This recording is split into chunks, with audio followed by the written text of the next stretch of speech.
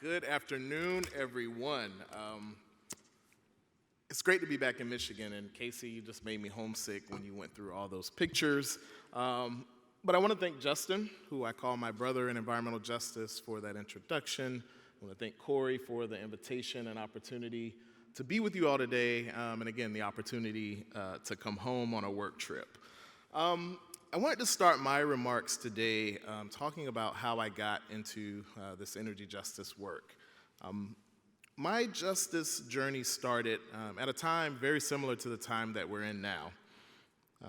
A host of challenges environmentally, socially, economically, yet the moment came with so many opportunities to have transformative change. It was during the economic recession of the late 2000s that I began to fully understand the relationship between our energy system and communities. This idea of a community-centered understanding of energy.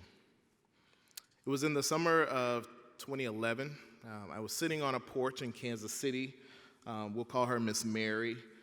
She fixed me a glass of lemonade for what I hoped was going to be an opportunity to understand her optimism about a $4.5 million announcement to do low-income energy efficiency retrofits in her neighborhood. She quickly told me during that 1.5-hour conversation, "Baby, this isn't the first time the government's promised to make my community better." She told me about her energy affordability challenges, being retired, a widow, and living on a fixed income.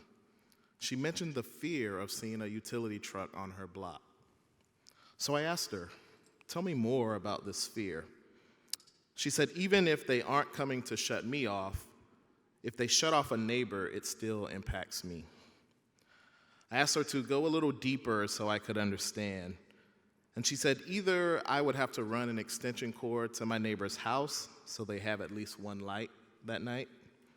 I would have to store their groceries in my refrigerator, or let their kids come over and sleep for the night and wash for school in the morning. Again, we need a community-centered understanding of energy.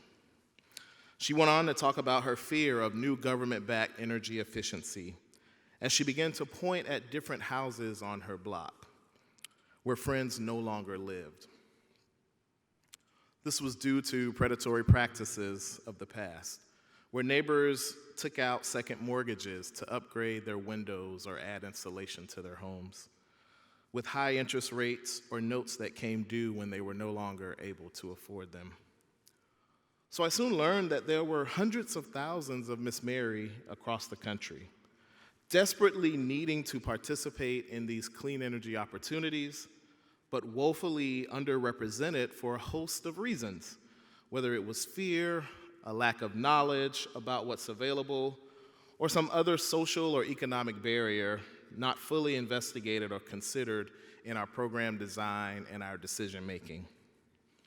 So fast forward to my time now at DOE. Every day I get to address the legacies of energy injustice head on. We're using the momentum of the Bipartisan Infrastructure Law, the CHIPS and Science Act, the Inflation Reduction Act, and doubling down on President Biden's commitment to the Justice 40 initiative. And it's amazing to see that this idea will live outside of the federal government.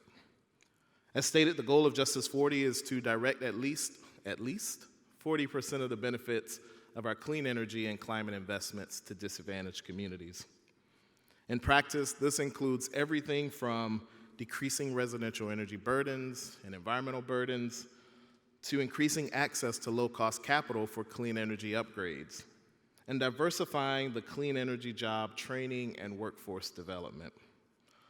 So my team, day in and day out, try to deeply embed energy injustice into the energy industrial complex in order to facilitate a clean energy transition that is affordable, accessible, and reliable for all communities. This equity-centered approach leads us to pay special attention to low-income communities, energy-burdened communities, energy transitioning communities.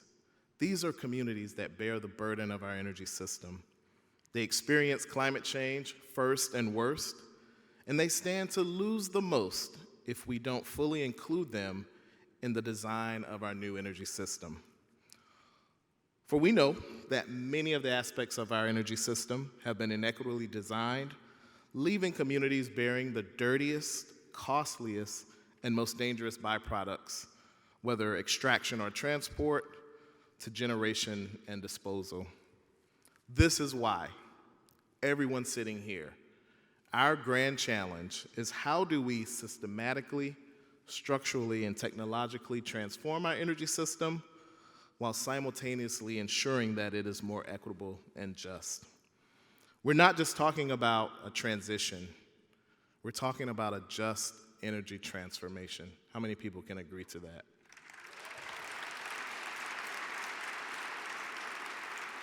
So what is this energy justice goal? It is achieving both equity in the social and economic participation in the system, while also remediating social, economic, and health burdens on those disproportionately harmed by the energy system. Our energy justice framing recognizes that racial and economic disparities are the result of legacies of land theft, slavery, Jim Crow, redlining, and a host of other government-sanctioned policies. And just like those policies were intentional, our efforts to undo the persistent harm of our energy system must also be intentional and government-sanctioned, right? We need to pay for it. And we're also living in this United States of energy insecurity. So what do I mean by that? Our first look at energy insecurity came in 2015 by our National Energy Information Administration. And we found that 1 in 3 U.S. households face some type of energy insecurity. Whether they couldn't afford their bills, some 21% of households, they faced the threat of utility shutoff, some 14% of households, and some 11% of households kept their homes at unhealthy temperatures, either too hot or too cold because they couldn't afford their HVAC equipment or wanted to keep it off to afford their bills. COVID exacerbated these issues. We saw a 10% rise in energy unaffordability, a 7% rise in people unable to pay their bills, and a 9% rise in those keeping their homes at unhealthy temperatures. We also found that there are relationships between energy insecurity and public health. How many people know energy insecurity is a public health crisis? In one study, we found that as the percent of energy burden increased in a county, it was associated with 240 more premature deaths, a 7% increase in the number of residents reporting fair or poor health, and a 5% decrease in life expectancy. But for every problem, there's a what? Solution. All right. This is our opportunity to build a new, more equitable energy system. Everyone sitting in this room knows that we must make this a priority. As my American hero, George Washington Carver, says, when you do the common things of life in an uncommon way, you will command the attention of the world. And today, all eyes are on Michigan.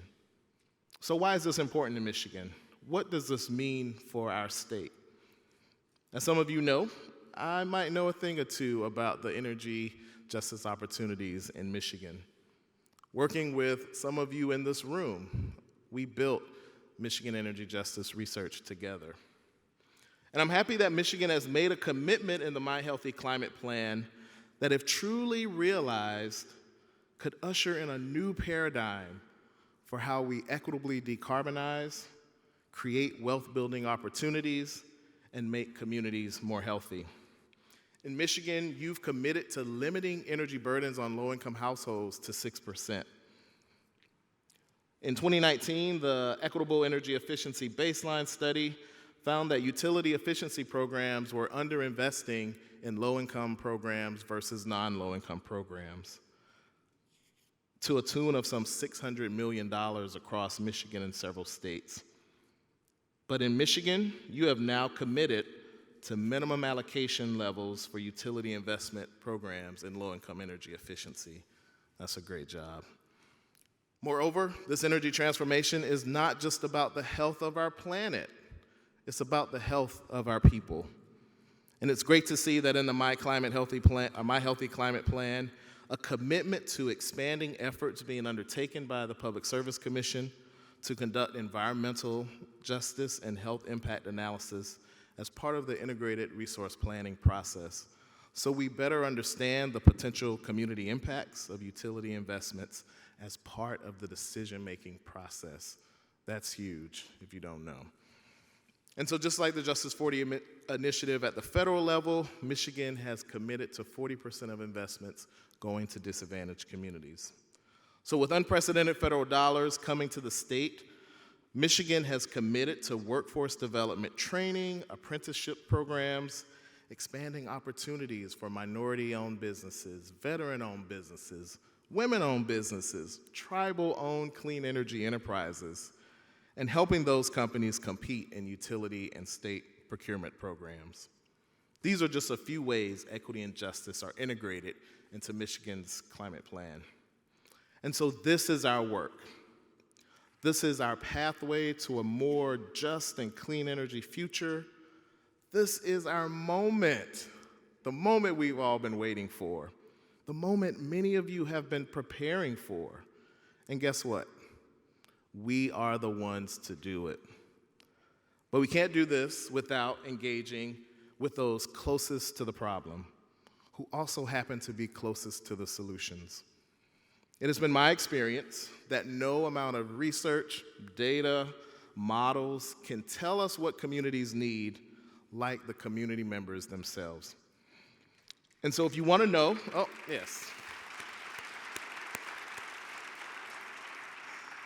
And so if you want to know the issues that affect people in cities and neighborhoods, ask the people who live there. If you want to know how to engage communities to alleviate energy burden, ask the energy burdened. And if you want to change the world and have a real impact, you must do this through meaningful, full partnership with the communities of the world. So whatever path you choose, the decision-making process must meaningfully engage and be led by communities. We must recognize the invaluable expertise of those who are closest to the harms of the climate crisis, and they must have a strong voice in our decision-making. So please know that you have a partner in DC, and that the President's Investing in America agenda is here to support a clean, secure, and healthy future for Michigan families. So again, I want to thank you for your time today. I cannot wait to see what innovations come out of this community and out of this plan. Michigan will be a leader in climate, environmental, and energy justice, and I can't wait to work with you on it. Thank you for your time.